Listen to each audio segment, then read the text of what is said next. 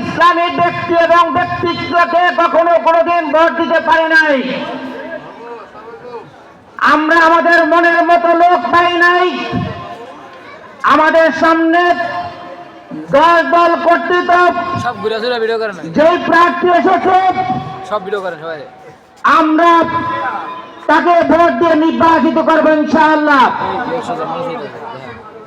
আমাদের মধ্যে যারা যুবক আছেন তারা ইসলামের পক্ষে, ঠিক কিনা?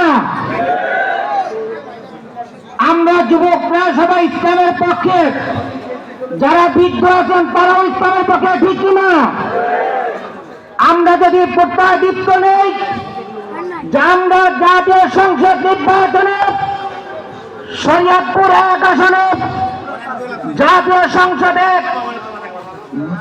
এক মাওলানা, এক ব্যক্তিত্ব